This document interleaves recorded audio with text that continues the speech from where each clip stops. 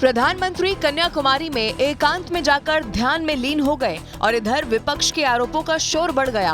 कांग्रेस से लेकर TMC, RJD और समाजवादी पार्टी आरोप लगा रही है कि चुनाव प्रचार थमने के बाद पीएम के ध्यान कार्यक्रम से उनका प्रचार ही हो रहा है। इसीलिए कांग्रेस चुनाव आयोग से शिकायत भी कर चुकी है।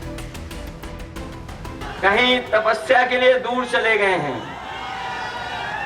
क्योंकि उन्हें भी तो कहना है आखिरी में जब परिणाम नहीं आएगा कि हमारी तपस्या में कुछ कमी रह गई थी। मार्केटिंग करने जा रहे हैं, फोटो खिंचवाने जा रहे हैं, शूटिंग करने जा रहे हैं। पिछले बार गुफा में बैठ के फोटो खिंचवा रहे थे, इस बार कन्याकुमारी जा रहे हैं।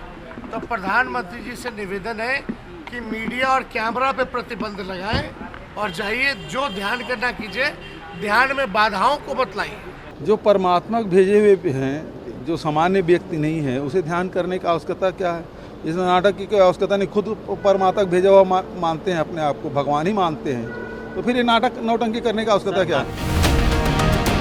मगर बीजेपी और उसकी साथी पार्टियां विपक्ष के विरोध को उसकी बौखलाहट और हिंदू विरोधी करार दे रही हैं। मैं कह रही हूँ, ये लोग भौखला गए हैं, इनका मानसिक संतुलन बिगड़ गई है। तो ये लोग समझ नहीं पा रहे कि मोदी जी को क्या कर कर रोके। क्या हमने तो कभी किसी से नहीं कहा है कि आप मस्जिद मत जाओ, आप दरगाह मत जाओ? हमने तो नहीं कहेंगे, ना कहा है ना कहेंगे। तो कांग्रेस का जो विरोध है वो धर्म विरोधी है, अध्यात्म विरोधी है, स्वामी विवेकानंद का विरोध कर रहे हैं ये, और हिंदू धर्म की आस्थाओं और परंपराओं का तो विरोध कर ही रहे हैं।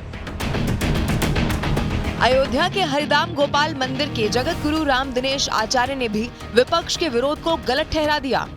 आध्यात्मिक यात्रा पर मोदी जी सदैव जाते रहे हैं, वहां से सकारात्मक ऊर्जा लेकर के भारतीय उत्थान के लिए वो समर्पित करते हैं। इसका विरोध करना एक मूर्खतापूर्ण कार्य है और इसका कोई विरोध नहीं होना चाहिए। संस्कृति का ये देश है और उसका विरोध करके और ये अपनी जड़ में मट्ठा डालने का काम कर रहे हैं। चुनाव प्रचार खत्म हो चुका है, मगर प्रधानमंत्री के ध्यान में जाने को लेकर बीजेपी और विपक्ष के बीच नई सियासी लड़ाई शुरू हो चुकी है।